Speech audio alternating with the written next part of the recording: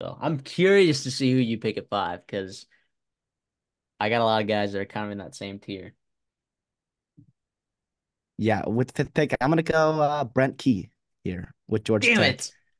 Continuing the Georgia Tech run that I have been on for a couple years now. If you followed the show for a while now, I've been pretty high on them.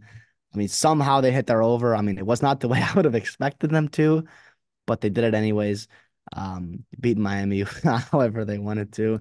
I do think again he's a guy, and I just overvalue. Maybe I don't overvalue, but I really value high school recruiting for long-term success in a program, especially at a program like Georgia Tech. And I do think that being in Atlanta, I think that there's some value in it. Like, not that they're a sleeping giant. I don't think they can ever be quite like Georgia or even Clemson or Miami, Florida State in the ACC, but there's no reason they should not be in that tier two with NC State and Louisville. You could throw in there as well. Virginia Tech, like teams that can attract talent, can keep talent home, and develop with a good coaching staff. And I think Brent Key is putting that together. And you've seen the ups and the downs, and I think that could continue to just slowly go up and up. Yeah, that was my next pick for sure. And there's something to be said too about like offensive line talent evaluation in college football is tough. Okay. But Brent Key is one of one when it comes to that, right? Like you look at his experience, like he played right guard at Georgia Tech, at Alabama, or sorry, at UCF. He was assistant head coach and offensive coordinator there. He was nominated several times for the Broyles Award during his time there at Alabama. The offensive line, every single year he was there, Alabama was up for the Joe Morgan Award. I mean, which is the best offensive line unit in college football. Georgia Tech, since he's been there, their offensive line I feel like has improved immensely. Even this past year, I thought it was much better than it had been in previous years.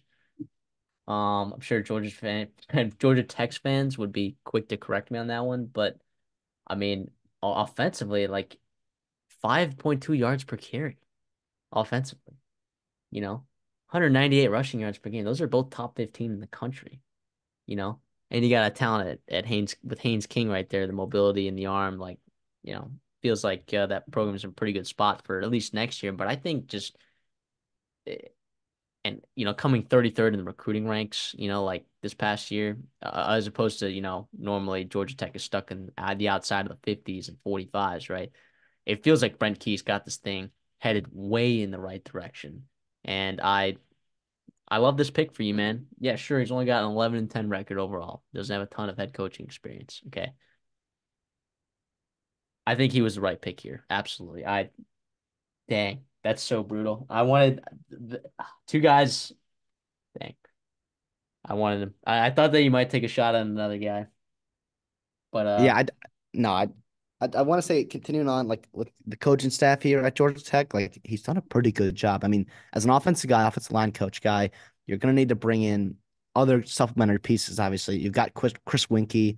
Obviously, everyone knows him. from From his Florida. time at Florida State in the NFL. Or yeah, obviously, pretty damn good pedigree, right? He's been in the NFL. He's been at IMG in the high school ranks, so he's got that good recruiting status. He's been at Alabama. He what he did with Haynes King last year, I thought was really really nice, and the development you saw from him as opposed to when he was at Texas A&M. Buster Faulkner's a guy that we've talked about before. How much we love him everywhere he's been. They have just scored and scored and scored at back to Southern Miss and Arkansas State. Obviously, Georgia's. I mean, the time at Georgia was Stetson Bennett developing him. Um, and then I would also throw in, defensively, which defense coordinator position matters, and they struggled a little bit last year defensively. You bring in Tyler Santucci, and by the way, I know you know a little bit more about him than I do, but I mean, if Mike Elko trusts you to call his defense right from Duke, I'm going to trust you too, and I know he's a good recruiter as well. Yeah, didn't close the deal on a couple linebackers, but you know, overall, yeah, no, he is a good recruiter and he is a good defensive coordinator, I believe.